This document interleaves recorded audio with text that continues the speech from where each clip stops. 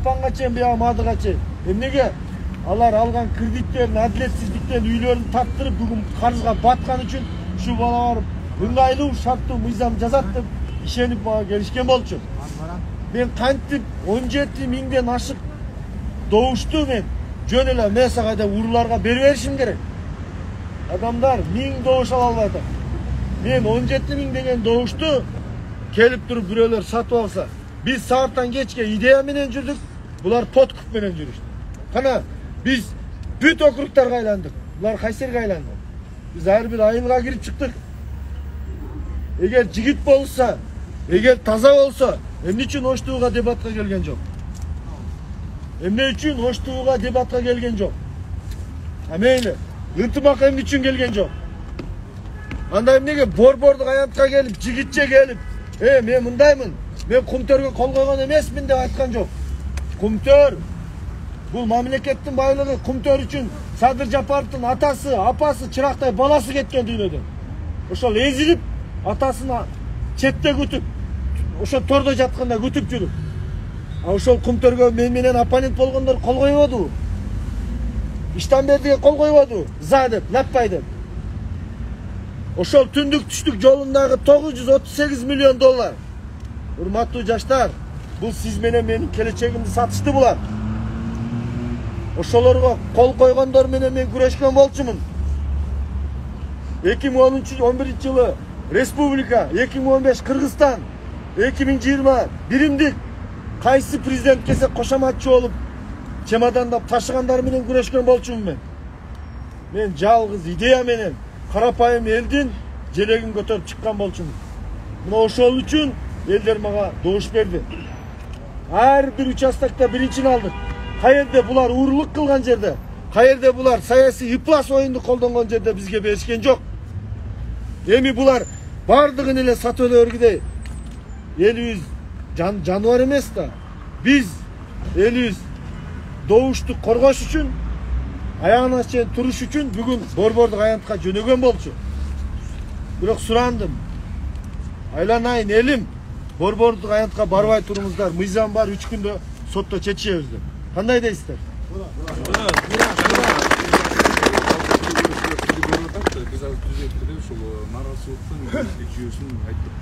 Наразычылыктын негизги жүйөсү Ош номер 8 Төлөкөн округунда кече күнү ыплас шайлоо болду, сатып алуулар болду.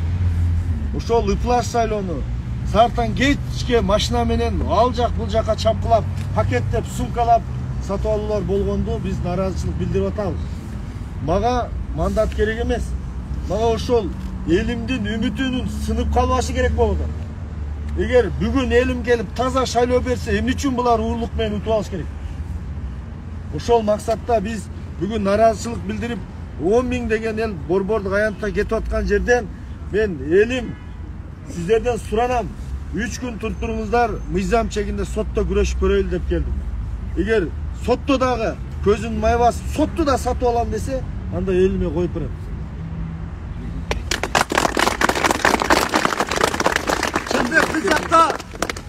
Алдыда кадамыбыздар ушул мыйзам түрүндө гана чечилсин. Биздин алдыда кадамдарыбыз мыйзам түрүндө болот.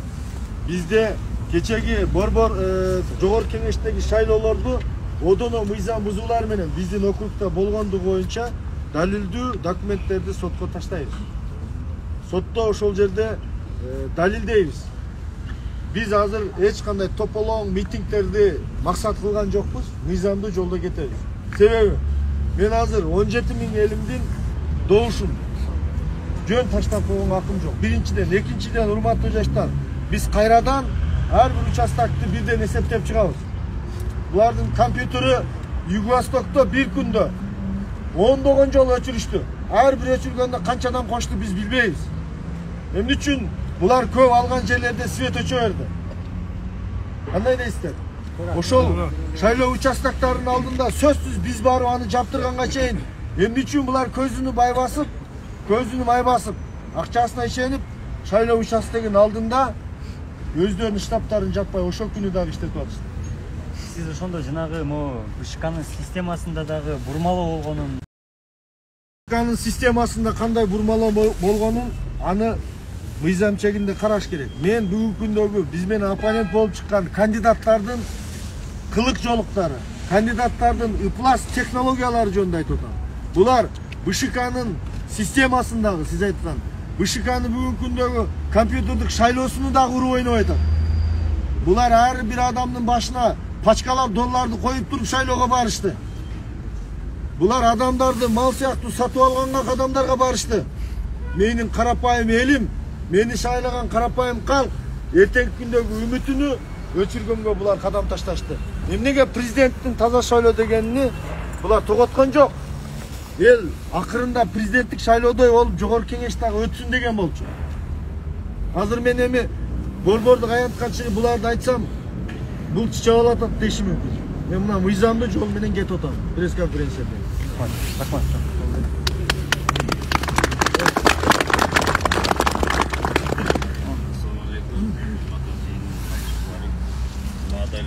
Жаштардан, президентибизге кайрылат элек. Биринчиден 17 миң деген голос оюнчук эмес. Байкөбүнүн бирин дагы эч ким акча берген жок, биз көбүбүз. Бир гана эми ушундай Кыргызстанга Алланын ыы жеткен үчүн ажообузду берген эле. Эми ажообуз жалгыз жетишпейт бизге. Ошого түштүк жерине ушундай агабызды берген болчу Кудайым бизге. Ушул жакта биз эми колдоп ушунча 17 миң голосду элге төбөлөтүп койбойбуз иншалла. Пайгамбарыбыз 14 кылымырда айтып кеткен. 200'lüler 3 түрдө болот деген. Биринчиси убада жалган сүйлөйт деген, экинчиси убада берет аткарбайт деген. Үчүнчүсү аманатка кыянат кылат деген да. Бул нерселер буга чейин болуп келген. Бул убада кылып булар кылган эмес. Биз урматтуу президентибиз Садыр Нуркожоевичке кайрылабыз ушу жаштардын атынан. Кудай буйруса азыр заман өнүккөн заман. Биз митингге чыгып акылсыздыкка барбайбыз. Биздин ыйыбыз жетет деп ойлойбуз. Түштүк жерине ага Садыр Нуркожоевич жетишпейт бияка келип албайт жалгыз өзү. Түндүк түштүктөн ушу агабыз түштүктүн кайчы жерде не сыйбаса билет эле бар жоктучу. Мен чисто өзүм чест достоинствомдон айтып атам. Бир гана шайтан үмүтсүз жашайт, пенде үмүт менен жашайт. Биз Алладан анан Кудай Садыр Нуркожоевичтен үмүт кылабыз жаштар. Мадыдан да айтып. Эми күбө бол баары эле билип турат, аны бүт баары көрүп турат. Баары билип турат. Эми карапайым элдин ыы жетпейт экен, аны эч ким кыла албайт, башка эмес. Өзүңүз көзүңүз менен кандай мыйзамсыз аракеттер жасады? Мыйзамсыз аракет акча таратуулар болду. Бар жогун көрүп турдук. Жалгыз эл карапайым не кылат аны? Биз бир карапайым эл болсо катарда биздин колдон келбеши ал. Просто ушу эми Кыргызстаныбызга ушу ажоону берди эле, Аллага ыйыбыз жетип, ал эми түштүк жерине келе албай садырып билебиз, аны колдойбуз. Ошо кишиге жардамчы колуна кол, путуна пут болсун деп буну биз чын жүрөгүнөн шайлап ушунча эл бир сомсуз шайлады. Баары келсе күбө ушу элди бизге түштүк жерине берди эле. Кайсы райондо, кайсы айылда не болсо агабыз жон терис менен билет эле, аны буга чейин айтып келгенин 6 ай эле болчу. Кудай кааласа буягына иштейт эле, аны билбейт адамдар. Айтабыз дагы эле бирлешебиз, кыскасы бир гана шайтан үмүтсүз жашайт, биз үмүт кылып калабыз, көрөчүбүз. Шайлоодо кечеги депутат катары, электору катары кечеги өткөн ошол шайлоого жалпы өлкө боюнча өткөн шайлоого кандай карайсыз? Себеп баягы борбор шайлоо комиссиясына бир топ нааразылыктар болуп атат. Бүгүн дагы ушул саат 2-де Бишкекте дагы нааразы болгон. Кечээ бир канча партиялар ушул нааразылыгын билдирип. Негизинен жалпы системага кандай карайсыз? Жалпы Кыргызстанда өткөн шайлоого пикириңиз кандай? Кечеги жогорку кеңештин Кыргызстан боюнча өткөн шайлоолору бул партиялык бюллетенде кандай өттү, мен ага жакшы кызыкпадым. Бирок бир мандаттуу округда бардык жерлерде баягы өзүнүн таза кандидаттарын, уулдарын колдогон эл көпчүлүгү мындай баасыны бере алды.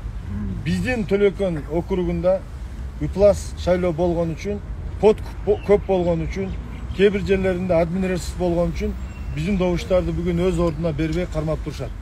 Ошол сиз сыяктуу эле партиядан мисалга добуштарыбыз баягы бир топ бийик эсептелип, андан кийин система өчүп, кайрадан жаңылабы деп нааразы. Эми бул боюнча мен ким суроо берип кетип калдым. Бул боюнча билесиздер, парламентте ушул урналарды бир карап койбойсузбу, урматтуу Нуржан Кармабековна деп Шайдылбекова суроо берген. Ушул урналар шайлоо болгонго чейин бир ай мурун элге көрсөтүлсө кандай өтөт, кандай добуш берилет деп. Бул боюнча буга чейин деле парламентте өтөт. Рахмат сизге. Азыр ошол дагы бир шайлоо катнашкан дагы бир тарапташтарына сиздерге пикир алып беребиз, андан соң ошол кайрадан студиябызга. түз эфир болуп аткан. Assalamu alaikum қалай қалып. Ең біріншіден сіздерге бірінші бардыңыздарға денсаулық қалаймын, ішіңіздерге игілік, үйіңіздерге тыныштық болсын. Бірақ біз ушундай наразычылык менен келдик. Бүгүн біз ушундай жамаатыбыз чыкмакпыз. Бул мэриянын алдында, бирок биздин шерим чыккан депутатыбыздын сөзү менен кандидатурасын койгондуктан бул бизден суранды, элиңиздерди токтотуңуздар деп. Биз бардыгына ыраазы болуп, ушул жигитибизди шайлап берели деп ушунча элдин атынан келип отурабыз. Мисалы үчүн Мады айыл өкмөтүндө мен ушундай айран калдым. Аял заты өтө назик болот экен.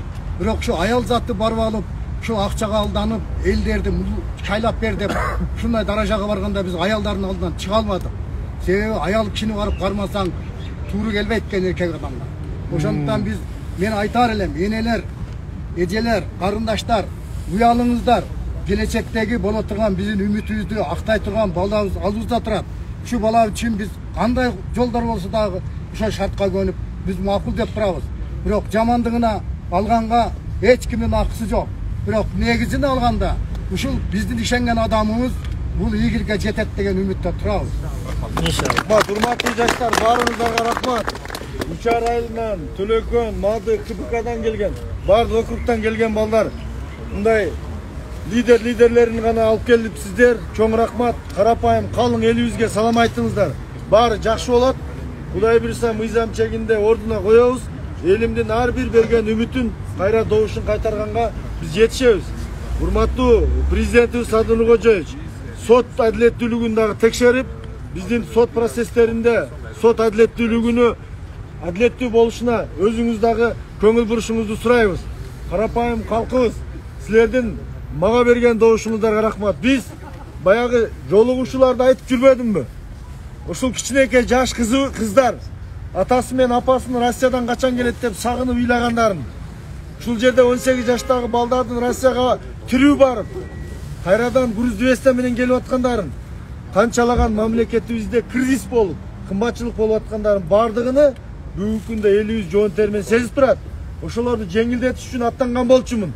Ошолорго бүгүн бут тосуп, мурун кайра барган уурулар, кайра барган коррупционерлер, кайра элди алдап, сатып алып, ошол бийликке кошоматчылык кылып, аны буну атын айтып коркутуп, жергиликтүү домкомду, квартальный комитет, терсоветтерди сатып алгандар.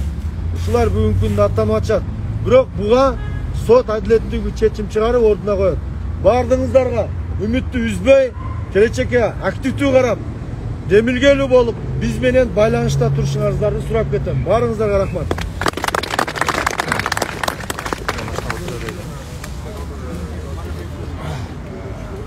Маалымат жыйынынан кийин маалымат жыйынынын алдында башка дагы студенттер журналисттерге өзүнүн эркин оюн айтты. Биз дагы сиздер менен байланышта болуп турабыз.